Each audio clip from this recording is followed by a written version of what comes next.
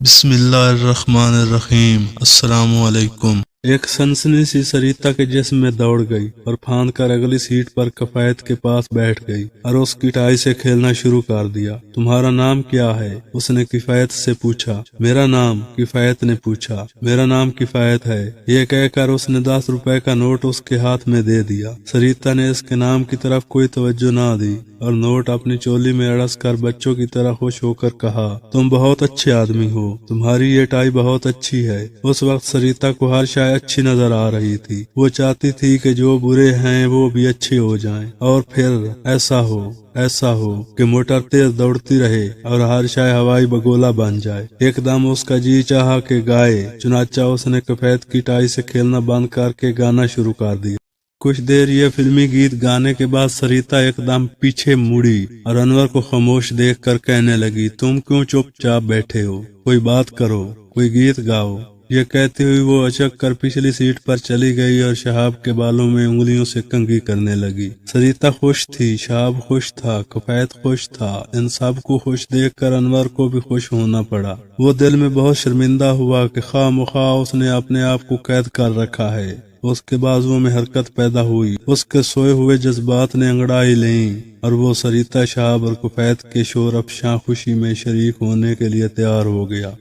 گاتے گاتے سریتا نے انور کے سر سے اس کا ہیٹ اتار کر اپنے سر پر پہن لیا اور یہ دیکھنے کے لیے کہ اس کا سر پر کیسا لگتا ہے، اچک کر اگلی سیٹ پر چلی گئی اور ننھے سے آئینے میں اپنا چہرہ دیکھنے لگی۔ انور سوچنے لگا کہ کیا موٹر میں وہ شروع سے ہی ہیٹ پہنے بیٹھا تھا۔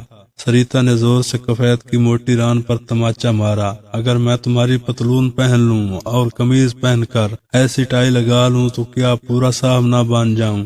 یہ سن کر شہاب کی سمجھ میں نہ آیا کہ وہ کیا کرے، چنانچہ اس نے انور کے بازوؤں کو جھنجھوڑ دیا۔ واللہ تم بڑے چغد ہو۔ اور انور نے تھوڑی دیر کے لیے محسوس کیا کہ وہ واقعی بہت بڑا چغد ہے۔ کفایت نے سریتا سے پوچھا، تمہارا نام کیا ہے؟ میرا نام، سریتا نے پیٹ کے فیتے کو اپنی ٹھوڑی کے نیچے جماتے ہوئے کہا، میرا نام سریتا ہے۔ شہاب پچھلی سیٹ سے بولا، سریتا تم عورت نہیں پھول جڑی ہو۔ انور نے کچھ کہنا چاہا مگر سریتا نے اونچے سروں میں گانا شروع کر دیا۔ کفایت اور شہاب کے دل میں بیک وقت یہ خواہش پیدا ہوئی کہ یہ موٹر یوں ہی ساری عمر چلتی رہے، سنسار کے ٹکڑے دیر تک اڑتے رہیں۔ سریتا کے بال جو اس کی چوٹی کی گرفت سے آزاد تھے یوں لہرا رہے تھے جیسے گاڑا دھواں ہوا کے دباؤ سے بکھر رہا ہے۔ وہ خوش تھی، شہاب خوش تھا، کفایت خوش تھا اور اب انور بھی خوش ہونے کا ارادہ کر رہا تھا۔ گیت ختم ہو گیا اور سب کو تھوڑی دیر کے لیے ایسا محسوس ہوا کہ جو زور کی بارش ہو رہی تھی ایک تھم گئی ہے۔ کفایت نے سریتا سے کہا، کوئی اور گیت گاؤ۔ شہاب پچھلی سیٹ سے بولا، ہاں ایک اور رہے، یہ سینما والے بھی کیا یاد کریں گے۔ سریتا نے گانا شروع کر دیا، مورے انگنا میں آئے آلی، میں چال چلوں متوالی۔ موٹر بھی متوالی چال چلنے لگی۔ آخرکار سڑک کے سارے پیچ ختم ہو گئے اور سمندر کا کنارہ آ گیا۔ دن ڈھل رہا تھا اور سمندر سے آنے والی ہوا خنکی اختیار کر رہی تھی۔ موٹر رکی، سریتا دروازہ کھول کر باہر نکلی اور ساحل کے ساتھ ساتھ دور تک بے مقصد دوڑتی چلی گئی۔ کفایت اور شہاب بھی اس دوڑ میں شامل ہو گئے۔ کھلی فضا میں بے پیاں سمندر کے پاس تاڑ کے اونچے اونچے پیڑوں تلے گلی گلی ریت پر سریتا سمجھ نہ سکی کہ وہ کیا چاہتی ہے۔ اس کا جی چاہتا تھا کہ بیک وقت فضا میں گل مل جائے، سمندر میں پھیل جائے، اتنی اونچی ہو جائے کہ تاڑ کے درختوں کو اوپر سے دیکھے، ساحل کی ریت کی ساری نمی پیروں کے ذریعے سے اپنے اندر جذب کر لے اور پھر وہی موٹر ہو اور وہی اڑانے، وہی تیز تیز جھونکے اور وہی مسلسل پوں پوں۔ وہ بہت خوش تھی۔ جب تینوں حیدرآبادی نوجوان ساحل کی گیلی ریت پر بیٹھ کر بیئر پینے لگے تو کفایت کے ہاتھ سے سریتا نے بوتل چھین لیا۔ ٹھہرو میں ڈالتی ہوں۔ سریتا نے اس انداز سے گلاس میں بیئر انڈیلی کے جھاگ ہی جھاگ پیدا ہو گئے۔ سریتا یہ تماشا دیکھ کر بہت خوش ہوئی۔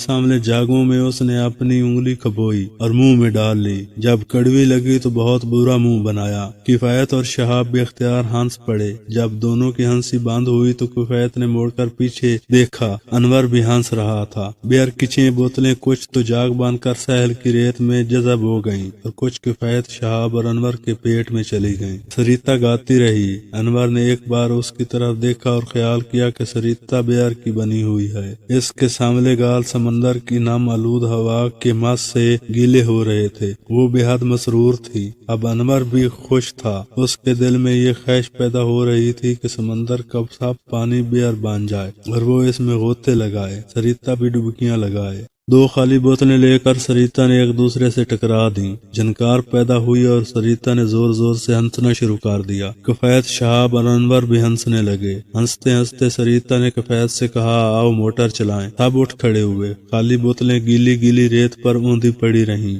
और जब वो सब भागकर मोटर में बैठ गए, फिर वही हवा के तेज तेज झोंके आने लगे। वही मुसलसल पू पू शुरू हुई और सरिता के बाल फिर धुएं की तरह बिखरने लगे। गीतों का सिलसिला फिर शुरू हुआ।